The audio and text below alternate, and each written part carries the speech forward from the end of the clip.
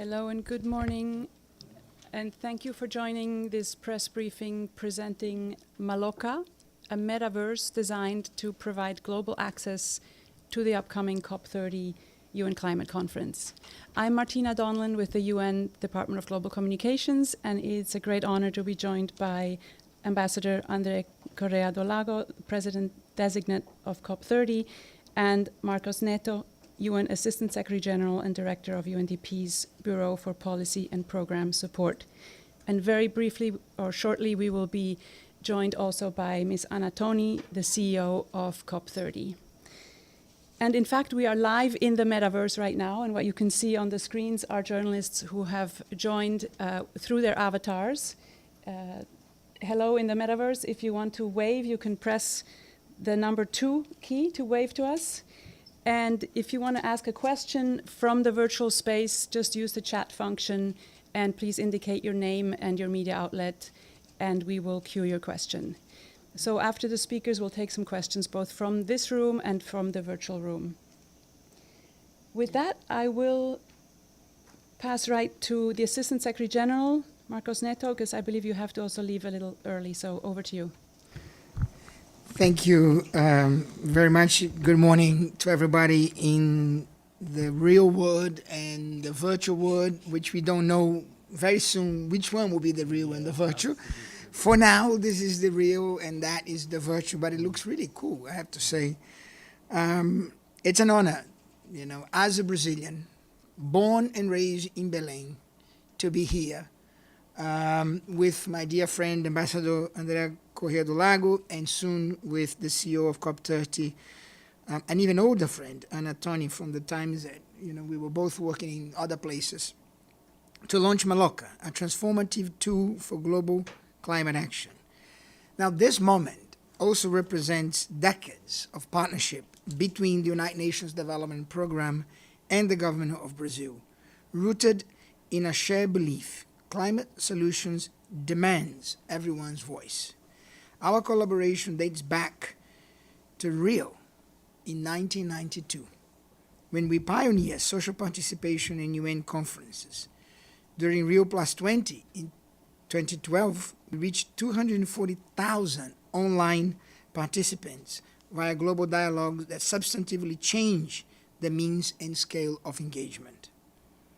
In May 2023, Ambassador André and Ambassador Lilian Chagas of the Climate, Environment and Energy Secretary in the Ministry of Foreign Affairs of Brazil challenged us to help them democratize access to COP30.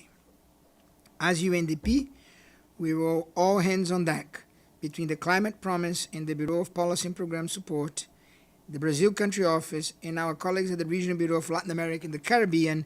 We've built a partnership that turned inclusivity from principle into practice.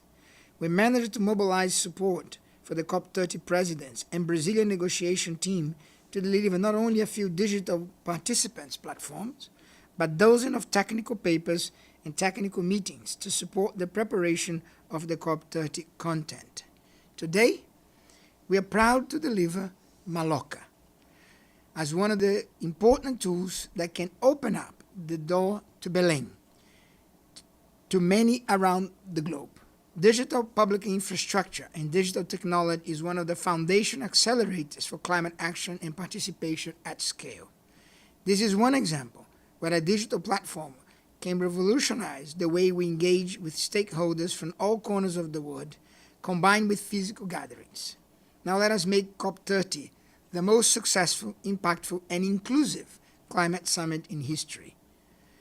Again, apologies for not being here until the end, but now back to Martina. Thank you. Ambassador, you have the floor. Thank you very much, dear Marcos. No. So you can imagine if I can't turn on this mic, if I'm going to be able to explain that thing. So anyway, it doesn't. So I use your. It doesn't work as well? Somehow it stops there. Solidarity. It says not connected to D. They opened this one. Okay. So, can you hear me? Yeah. So, Max, I'm absolutely delighted to be here today for the launching of Maloca. And this all started a long time ago because President Lula, the first thing President Lula said is that he had very clearly in his mind is that we had to make sure that the COP in Brazil could get closer to people and not look like this mysterious ivory tower where only negotiators understand what is happening there. So how can we bring that to the general public? And so this idea was developed very much in that context. And it happened a certain time ago, almost 2 years ago, when we decided that we had to incorporate the best possible technology to make sure that we could have millions of people following COP30 if it would be possible. And apparently it is possible. And I am very, very glad today that we can launch this virtual platform that will bring also the younger people to the COP. And also this issue of the access through the language, because we are also having a COP in a country that doesn't speak one of the official languages of the UN. So we're going to have the 6 languages plus Portuguese, which, by the way, is already one of the most spoken languages in the world and is growing in Africa in a significant way. So I have to thank Maria del Carmen, that has been amazing all the way. Your fantastic support, and I have to mention our dear Achim Steiner, who was born in Brazil too, but in the south of Brazil, no? Exactly. Yeah. Not in the north. Carazinho, yeah, you in Pará, ele em Carazinho. While he was in his functions here at the UNDP, but also the UNDP in Brasilia that have an amazing group that has supported us in a very strong way. So this comes with other initiatives that we are trying to develop to make sure that technology is used for the good. And this includes the very recent, 2 days ago, we launched the Granary of Solutions for our action agenda, which I think started really well. And we also have in development the platform for the Mutirão, where millions of people are contributing to this idea that we launched to have this word, this symbolic word that every Brazilian knows what it means. And now more and more people around the world know what it means, which is that we have to all go ahead doing what we can do, doing the best we can do towards a common objective, but not necessarily in coordination or under a hierarchy. It is a very autonomous movement, and I think that's what made many people embrace the Mutirão, and we're very glad about that. And I think that the idea also that we want to strengthen of DPI, of digital public infrastructure, how this has already changed the lives of so many people in the global south, and how we can expand the DPI for services that really make life of people a better life. And I think that I'd love to mention also that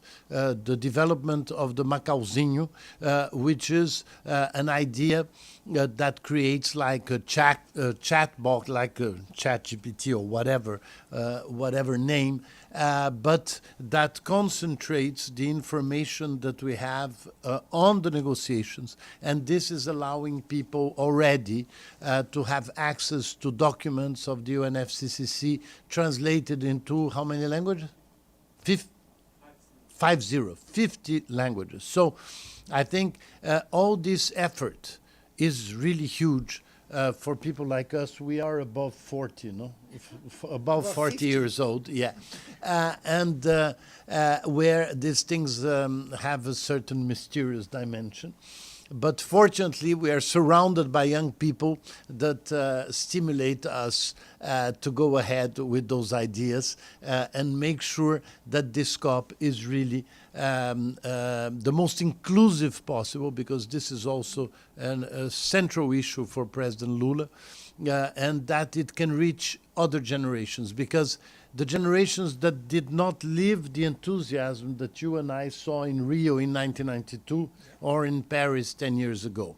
So most of the population did not live those moments, and we have to inject a new trust in multilateralism, a new trust in the United Nations, and in the fact that we still believe that working together is much better and is the only solution for fighting climate change. So thank you very much for this opportunity. Thank you very much. We'll now open it up for questions, and I see that more people have joined in the virtual space. And there's COP30 CEO Anna Toni. Thank you so much for joining us.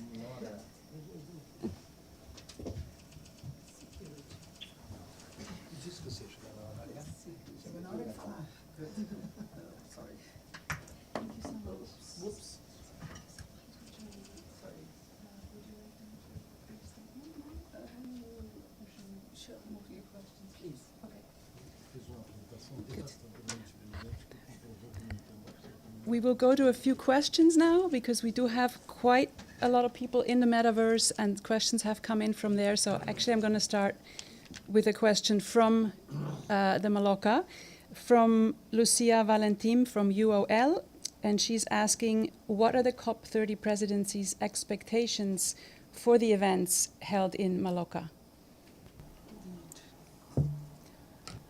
Please answer. So first of all, good morning. I'm very sorry for being late, but security today is even worse than... You look very suspicious. Yes, and I look very suspicious, exactly. And to also acknowledge Thiago here with us. I think our expectation with the Maloca is accessibility for people that are obviously, first of all, are not able to come because they have are in other places, and to have the debates that we need to have. We cannot just have debates now in a place. COPs doesn't happen just in 2 weeks. COPs will happen throughout the year, and the Maloca will be a space where we can debate many of the topics, not only during the COP, but throughout the year, that we'll be able to also host events in a way that will bring everybody together. So I think it's very much on the spirit of Mutirão, giving people the opportunity to participate from where they are with the resources they have. So we're amplifying that accessibility that we are hoping to give at COP30. Is there a question in the room here? In the real world here? Yes. If you could please use the microphone that's on your... there should be a microphone there on the chair. Yeah. Great. Sorry, guys. Is it working? Yeah? No. Is it? Yeah. Now. Yeah. Thank you. My name is Thais Lazeri. I'm from Brazil, and you talked about trust, confidence, and tech for the good.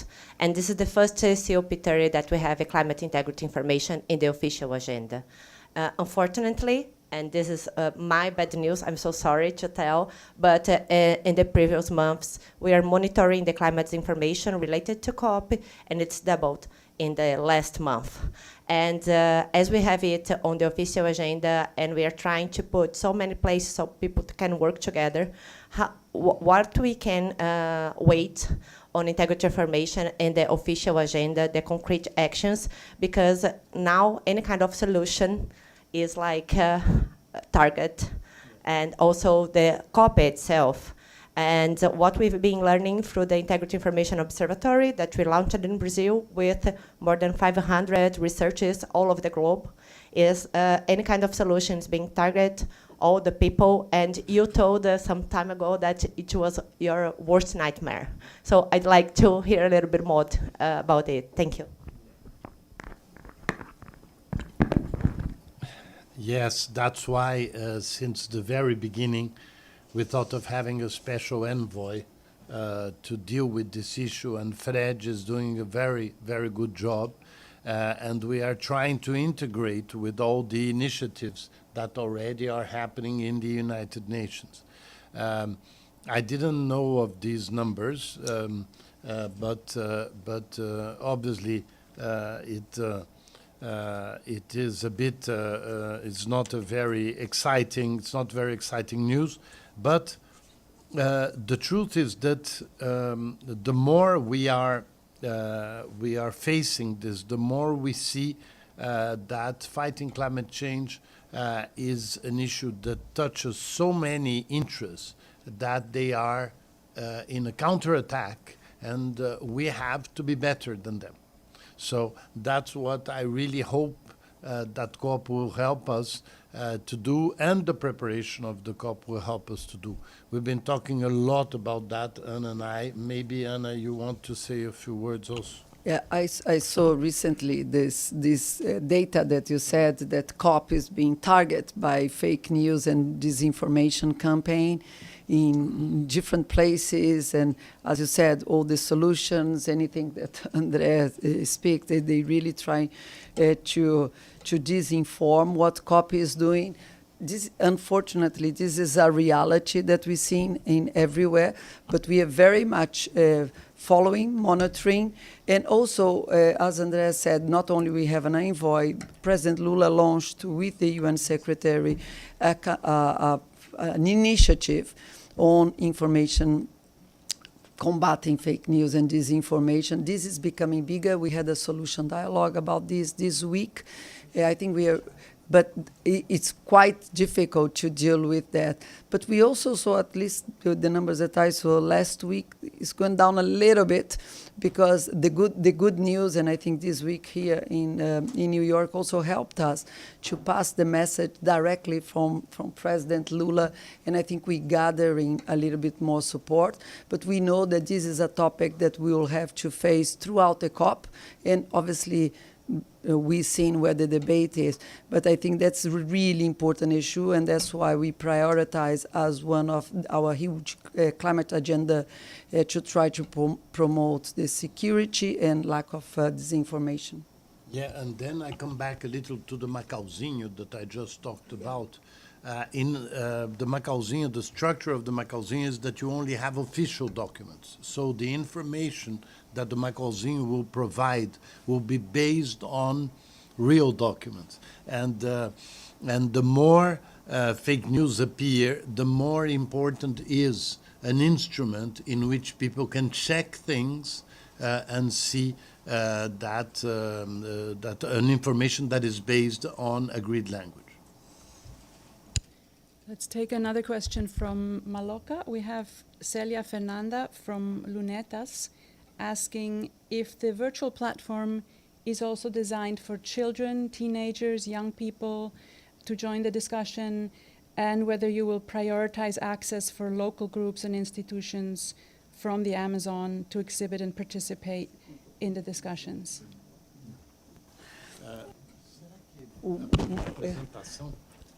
We will see that in the presentation. The detail about the presentation on how Maloca work, Okay. Who can participate, how they can participate. We're going to have a detailed presentation, so perhaps we could go to that. Is that Can we show that? I don't think we have it queued up right now, but we will see if we can do it later. But I mean, I will start, and perhaps the one that is in front of building this up. There is a whole structure on how people can be part of the Maloca, how they can accredit themselves, because it's obviously looking at accreditation. is not to be closed, not at all, but there will be an accreditation so that we can avoid also fake news, as we just discussed, that people can join, and yes, children and youth will be able to participate through this accreditation, as we do it in COPs. If we all wanted to go to COPs, you have to accredit it through a focal point in the government that will then accredit, be it civil society, be indigenous people, be it the private sector. So the same thing will happen in the Maloca. There will be an accreditation process, with more flexibility to accredit people, because we can accredit as many more than we could physically, but we'll have the same process of accreditation so that we know who is participating, and we can avoid, for example, fake news or disinformation under that space. It's live. We Yes. are live in the space, and if we can't show the presentation here, we'll definitely make it available right after this.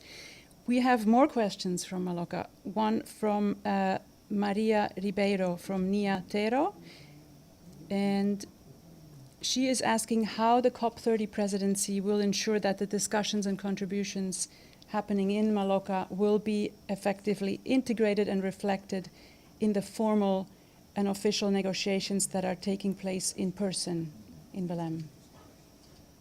Very interesting question. Obviously, Maloka is in the initial phase. We are launching Maloka today, and we have a circle of indigenous people, circles of people that Ministra Sônia Guajajara. But the question, I think, leads us to think on that how, and perhaps one way is to bring the circle of the people, or indigenous people, to the Maloka and vice versa, so we can connect both the circle and the meetings that we'll have in Maloka, which will give indigenous people a much bigger opportunity to participate if they obviously have access to the digital world as well. So I think that's one of the ways that we can integrate it, the debates that are happening in Maloka with the debates that we have with the circle of people, is to, for example, suggest a integration of those two spaces and promote events combine both space, the physical one and the digital one. Great. Yes. Just to say that, just like the Brazilian presidency officially takes the presidency of the COP in Belém, Maloca starts in Belém. It doesn't end in Belém. This is a platform that has the potential to generate dialogue virtually throughout the Brazilian presidency. And thank you, Anna. And I would even say, as the United Nations Development Program, hopefully we can work with Brazil and whoever becomes president of COP31 to extend Maloca beyond the Brazilian president, still to be called Maloca, because I think it's important to keep their brand. So it's a new way to engage millions of people into climate negotiation issues, not only through to Belém, through the Brazilian presidents and beyond. Yeah, with always the objective of amplifying participation and transparency and inclusion. So I think that's the objective. So will be many developments, and obviously we don't have answers for everything because it's a co-construction with indigenous people, with the people that will be participating in the Maloca, so that we can make the best use of the tool to amplify participation, inclusion, and transparency.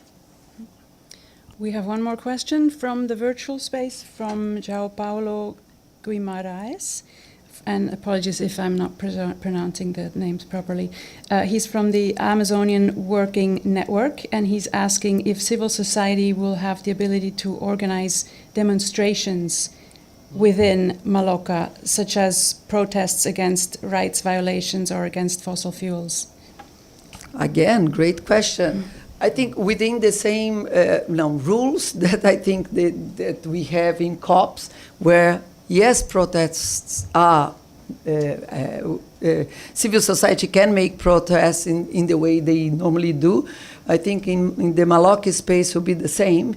Yes, those spaces and opportunities are there fully for the rights of people to express, not only in dialogue, but also use the space under the rules that we have under the UNFCCC and a COP, as COP goes. Is there a question from the room? If not, we have one more from the virtual room, and that's from Ana Castro from Alana. What kind of projects can be submitted to the platform? I think you already partially answered that. It's open to all kinds of events, discussions, exhibits, etc. Right? I think it's important for people to think that Maloca is an extension of the COPs. So the things that we do in COPs, the debates, the pavilions, even the protests, is an extension, but a virtual extension. So the same questions, what you can or cannot do at COPs, would apply to Maloca. Mm-hmm. If there are no further questions, there's one more question. One more question from Maloka, from Urmi, from the Economic Times of India. How can Maloka help amplify access to COP30 given the different time zones? It is 24 hours. Maloca, differently, this is the advantage. That, I mean, sometimes we do stay 24 hours and negotiating as well. But in the Maloca space, that's again a big advantage of the Maloca space, that will be 24 hours there.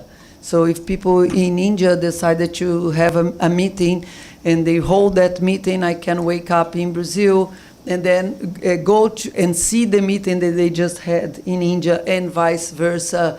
They can fully participate and will not be a closed space. So can you imagine a COP 24 hours throughout the year? So it's a dream. It's a dream for negotiators, let us put it this way. It's a dream for negotiators, but that's exactly the objective. Is again to amplify participation, inclusion, and transparency, and to give every country, every community, every indigenous community the ability also to participate somehow of COPs, of that COP environment, be it in a room, be in the corridors. Probably we said how many rooms we have.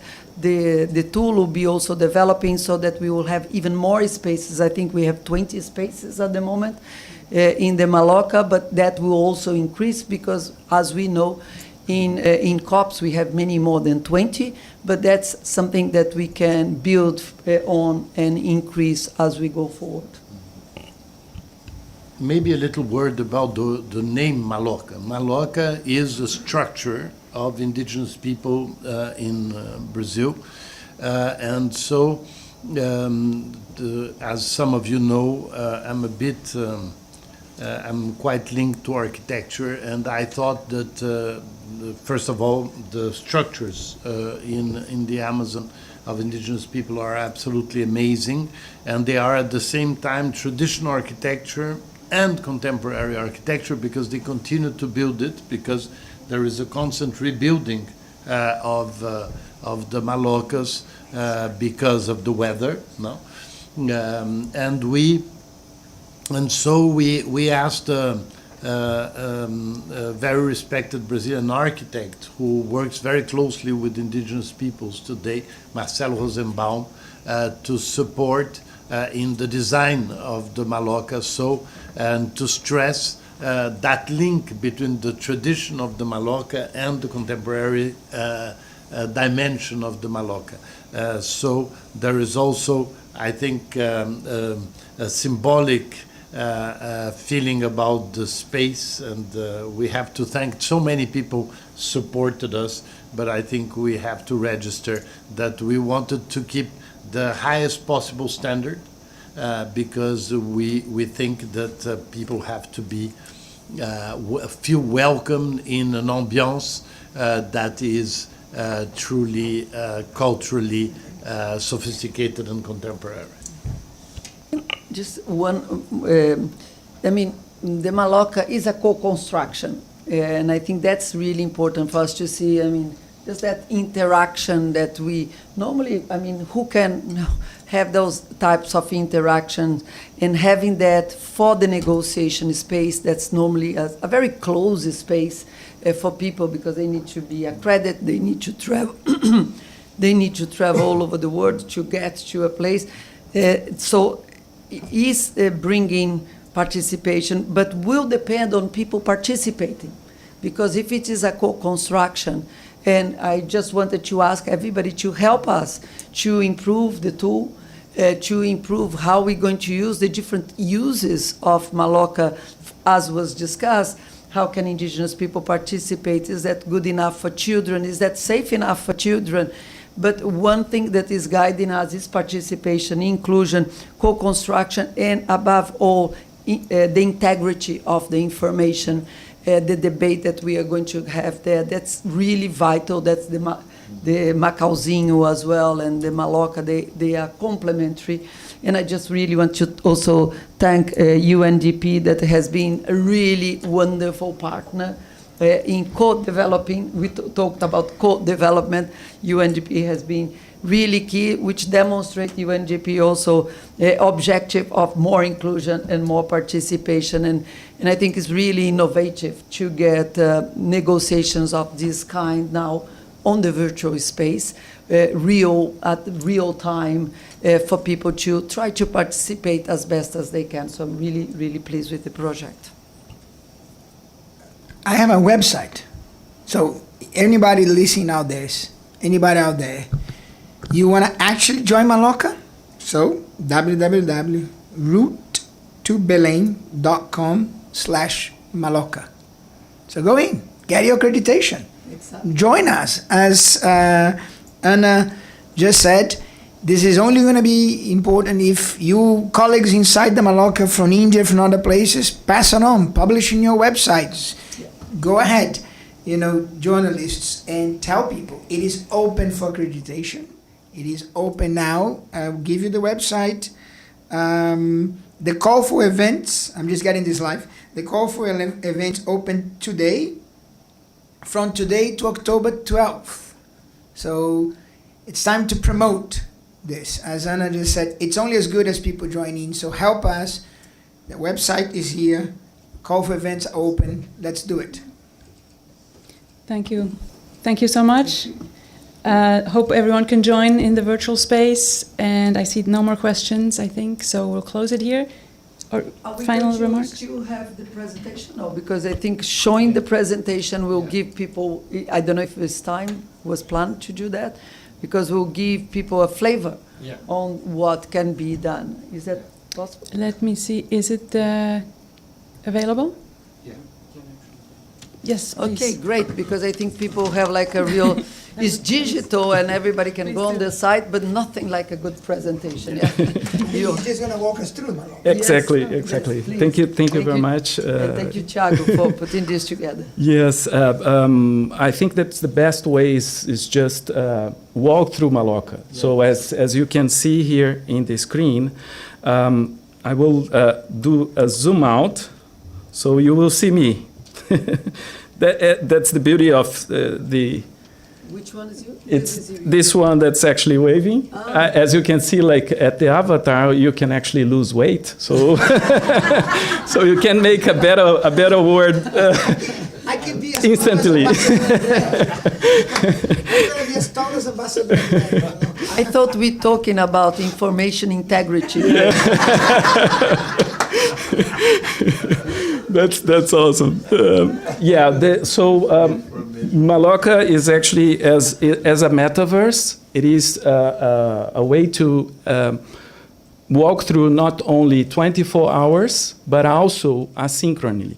So it's possible to record and present and interact also with any part of the world that has an internet connection. So if you go around, as Ambassador André presented, we are very worried to have a unique architecture and presenting different environments. So this Maloca is actually designed for having press conferences. So it's like closed, and the journalist can actually be integrated with it. So as Marcos presented, starting from today to October 12, if you want to organize a press conference in Maloca, you can have either this room or a much bigger room. We have the ability to have meetings to up to 1,000 avatars.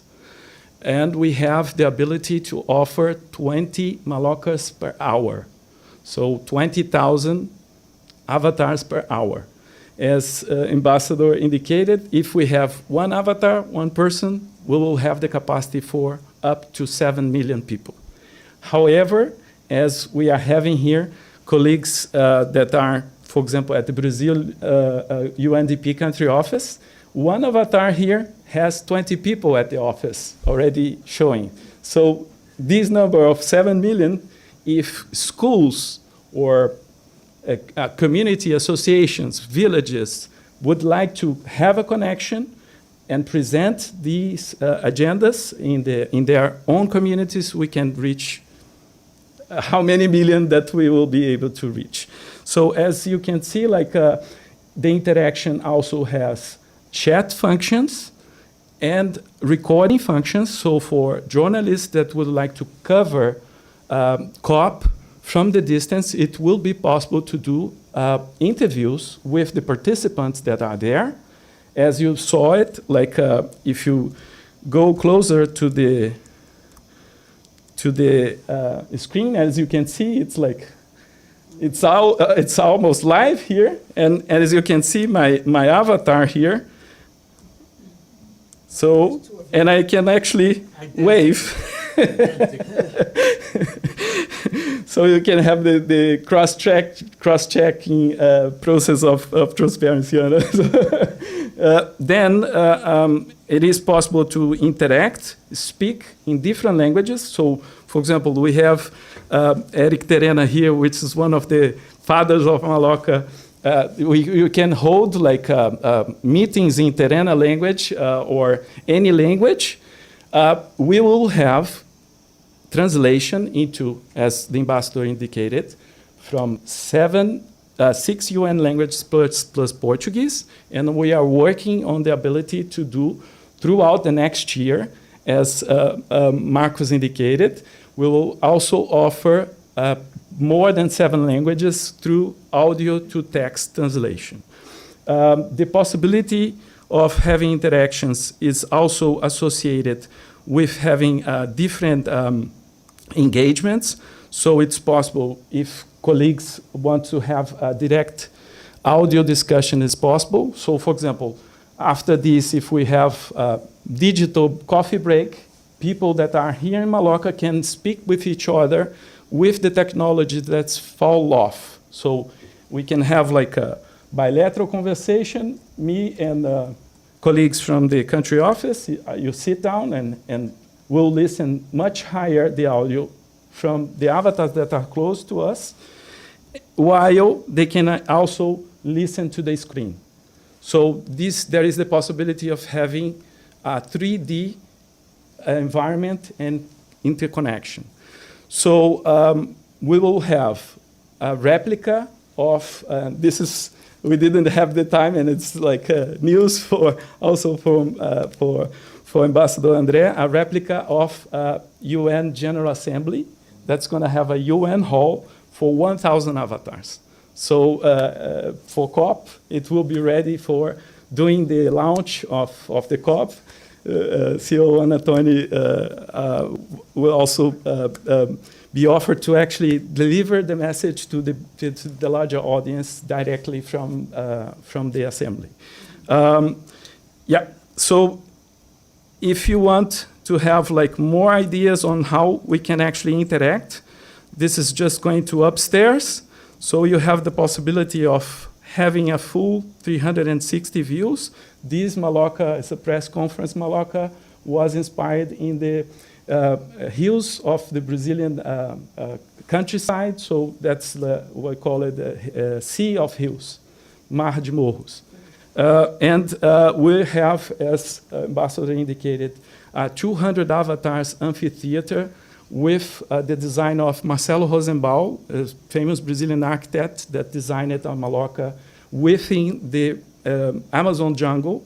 We also have a gallery, so if artists want to exhibit paintings, videos, documentaries, it's also available, and it's going to have like 40 avatars per hour. So it's just a matter of presenting the proposals, and we will adjust. Today we have 7,200 slots offered at the call. So I hope that that this actually creates the interesting thing. And I mean, like, despite that I'm afraid of heights, here I have no problem to go down and also to jump back into the room.